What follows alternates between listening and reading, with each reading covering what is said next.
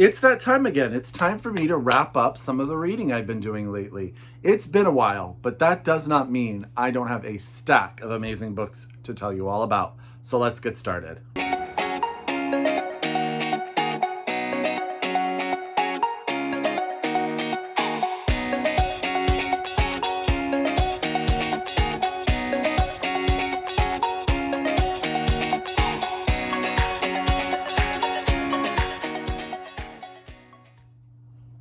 Hi everybody and welcome back to my channel. It's Russell with Ink and Paper Blog. How are you all doing? I hope, as always, that you guys are all doing well. The weather here in Northern California, at least where I live, has been phenomenal. So we have really been enjoying nice, warm, spring, sunny days.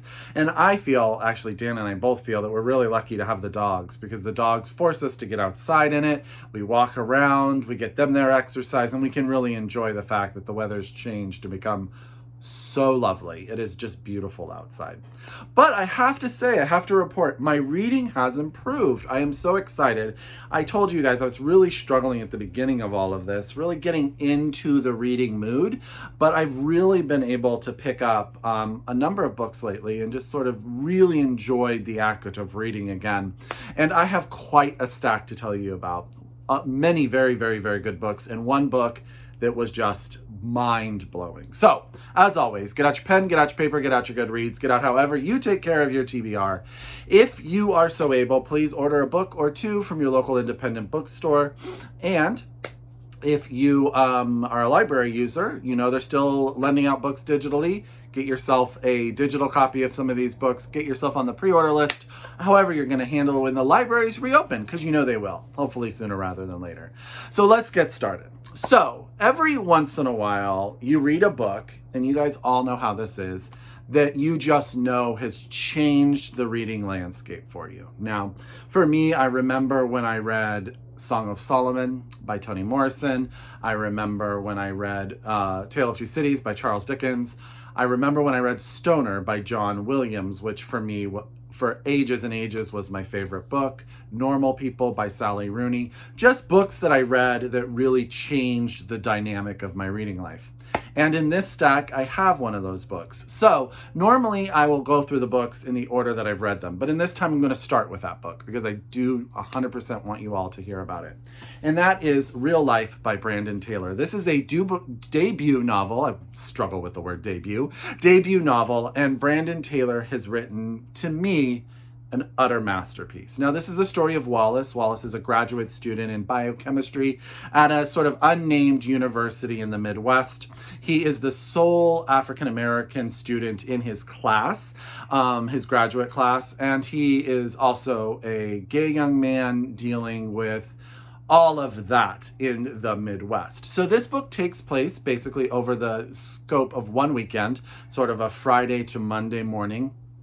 And it really focuses on different interactions that Wallace has with people that he has always interacted with, so that sort of change the dynamic of not only his own relationship with them, but also his own dynamic in his head on what he wants with his future. So the book begins with his, he has all of these these petri dishes full of experiments that wind up getting contaminated and destroyed, and he doesn't know how or why, but there's a reason behind it. And he decides then to go to the beach with his lab mates just to sort of get out of his own head, something that he hasn't done in quite a while. That decision then leads him into an interaction with one of the men in his lab that he's always had sort of this weird go back and forth relationship with.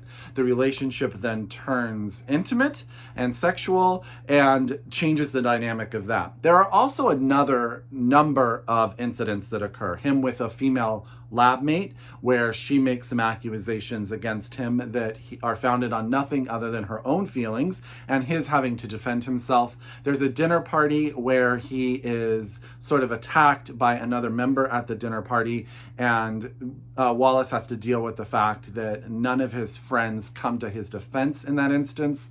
And then there's just a bunch of really amazing discussions regarding being a Black queer man in a completely white space.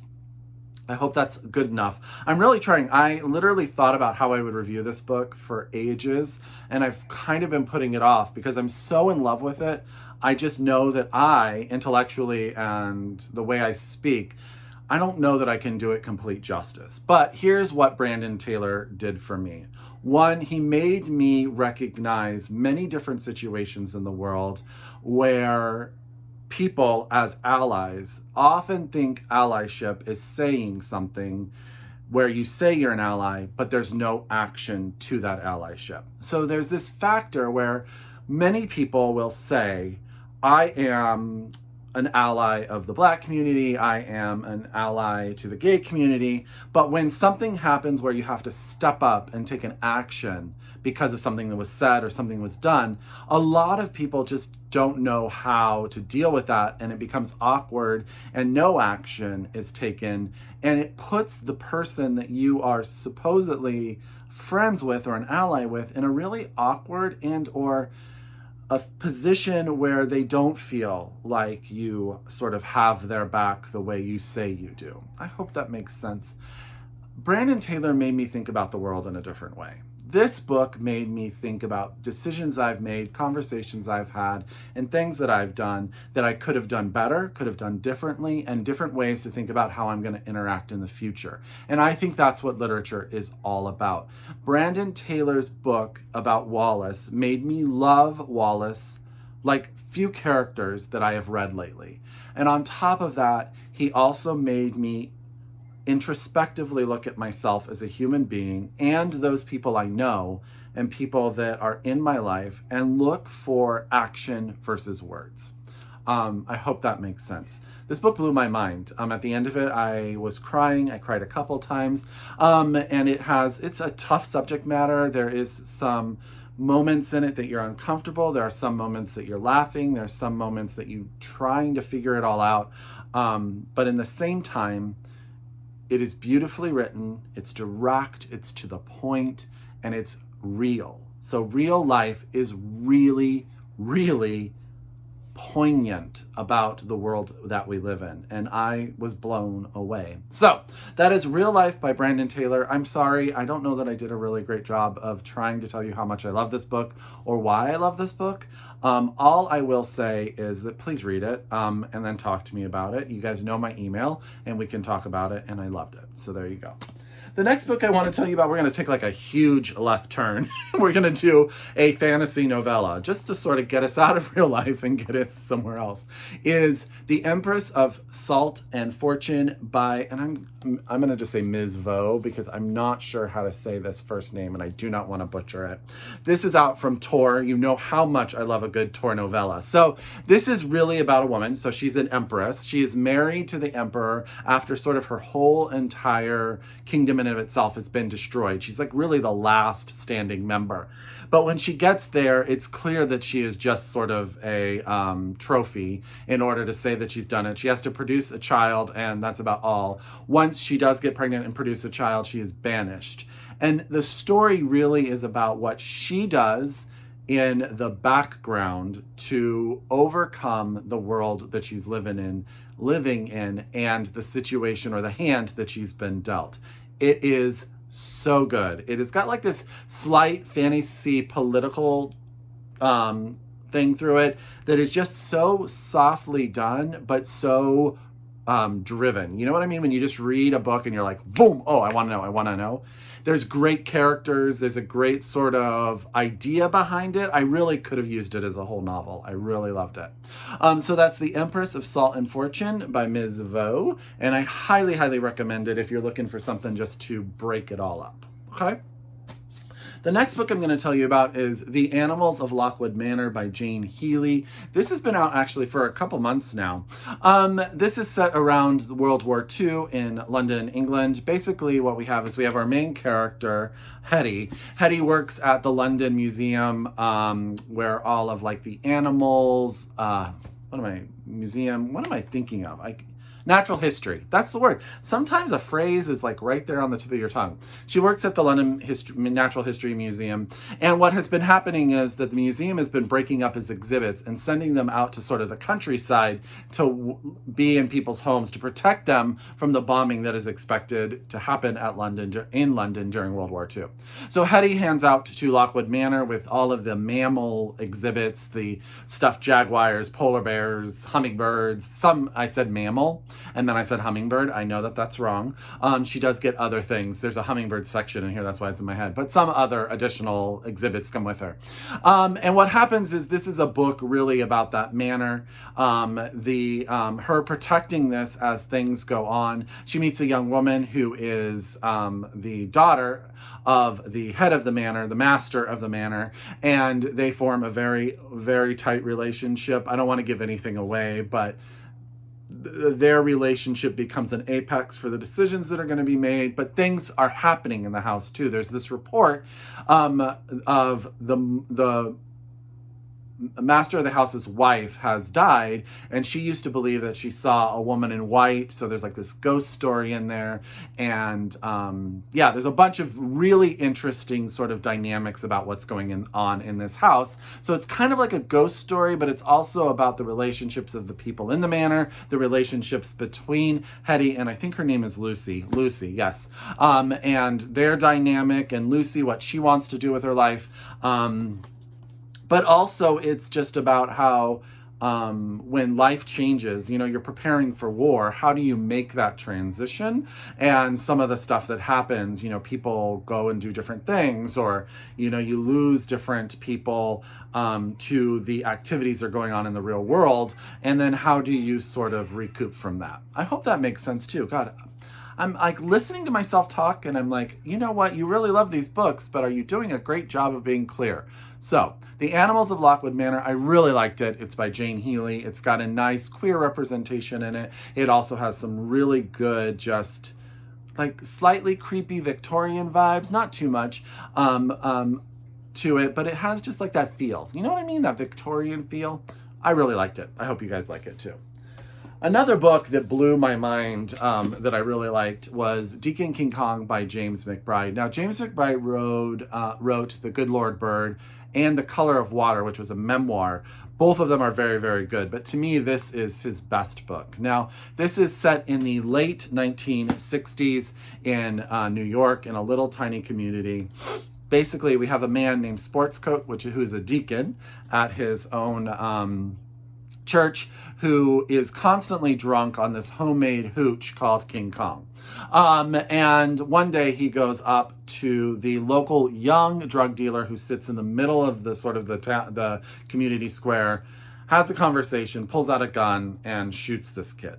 This book is all about the repercussions of that said action, not only for Sportscoat, but also for all of the people in the community. And what James McBride does really, really well is in the beginning of the book, he builds the community. He teaches us about the people. He teaches us about the interaction.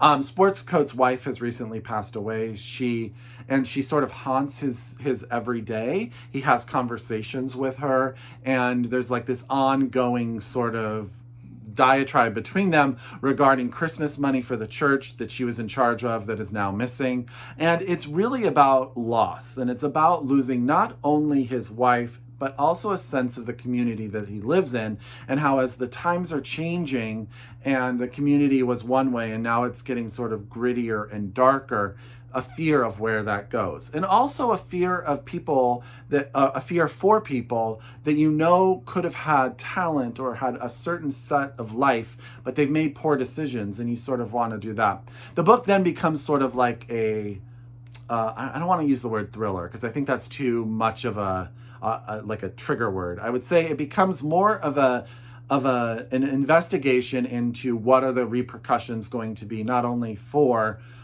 Sports Coat, but also for everybody else that has been a part of Sports Coat's interaction regarding this shooting. And it gets a little bit like this mystery feel to it. And it's a lot about relationships and people coming in and out of the community. It's really good. It's like excellent. I flew through it. I thought it was so well done. I wanted to know what was going to happen. He has a way of creating people and community that I've said community a lot in this review of this book, but that's what sticks out in my head. That's like the theme that just really resonated with me as a reader. I loved it. I thought it was excellent. And that's Deacon King Kong by James. Okay. Next, second to last here is The Amazing Night Theater by Vikram Paralkar. And it's about a doctor in India who used to work in the major city, but now works in a small clinic in a small, tiny town. And what has happened is one night, a family, a teacher, his wife, and his young son show up, and it turns out that it's their ghosts, their bodies inhabited after being killed and viciously murdered. They have been told by a being, like by an angel, that if the doctor can fix their bodily injuries, that they will then live again and be able to have their life. There's a bunch of stuff to that. There's a bunch of complications. There's a bunch of ins and outs of that. But this is really about an introspection, about truth, about faith, about the realities that we live in. Sometimes the real world knocks us one direction. The doctor, the incident that caused him to be where he is, we learn about that and why he's there. And there's a discussion regarding how sometimes life treats you unfairly, and it's what you do with that. But it's also a lot. My book club read this book, and we talked a lot about faith and the afterlife and what that means to people and the discussions of that. So there's all of that too. Does that make sense? Absolutely loved this book. It was so good. It really led to fantastic conversations. So if you have a book club that you're running virtually, I highly recommend this book. It's very, very, very good. Night Theater by Vikram Paralkar. Okay. Last but not least, so I had read a ton of heavy books. And I was like, you know what I want to do? I want to escape into a fantasy world. And so I picked up Song of Blood and Stone by Penelope. And this is the first book in the Earthsinger Chronicles. Book 2 is out, and I think book 3 is coming out very, very soon. Okay, how to describe this without spoiling anything. So we are in a world that is sort of like this giant continent with all of these different countries.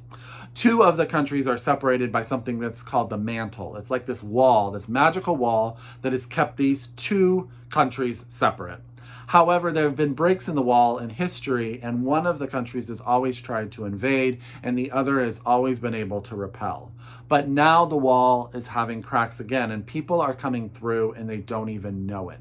We have Jasminda, who is our main character. She is actually of mixed race. Her father is from the world that invades. Her mother was actually the daughter of a well-to-do person in the other kingdom. Okay. And she lives by herself. She's treated horribly by the community. She really just lives sort of a hermetic life, but she comes into town. She gets her stuff and comes back. One day she's on the way back from coming into town. She's about to lose her home, and she runs into a group of soldiers who are from the other side, and a man who turns out to actually be a spy that was sent over because something is going on. And what eventually winds up happening is that she and this spy break away from these soldiers, and their goal is to make sure that the invasion doesn't happen. But more and more refugees are coming through, and it turns out the world they're fleeing is not a great place to be.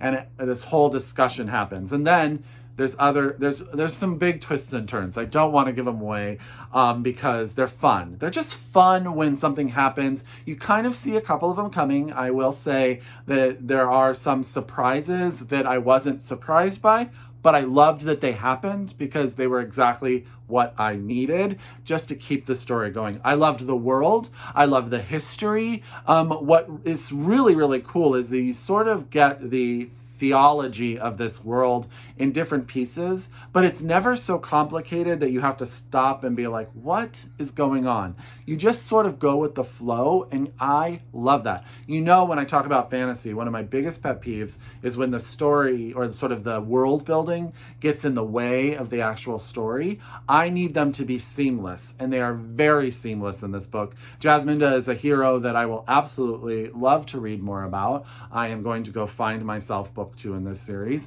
and I love everything about it. I love how it resolved book 1. I loved just the adventure of all of it. I love the side characters. I love the cliffhanger parts. I really, really enjoyed it. And I will tell you, it's a chunkster of a book. It's 518 pages, and I flew through it. I really just was totally bought in. So that is Song of Blood and Stone by L. Penelope. This is book 1 in the Earthsinger Chronicles. Okay. I may be able, this is not that big of a step. I can hold these up for you guys real quick. I'm going to put this little novella on top, though, so that it gets its shine. So this is a stack of books that I really, really enjoyed, and I hope that you guys pick up a bunch of them. I am doing my darndest right now. I am not reading anything that I don't enjoy. So if I pick up a book and it's not speaking to me, now is not the time that I'm going to try to fight through a book. If it's not speaking to me, I put it down and I move on because I want to only read stuff I'm enjoying. So that is going to be sort of my theme for probably the rest of the year while this all sort of works itself out. I hope that every single one of these books winds up on your TBR. As always, if you are a return subscriber to my channel, thank you so very much. I could not do this without you. If you are new to my channel, I hope you stick around. I like to talk about books. I like to give recommendations, and I hope all of these books wind up on your lists. As always, I encourage you to shop locally, read globally, and until next time, I wish you happy reading. Bye!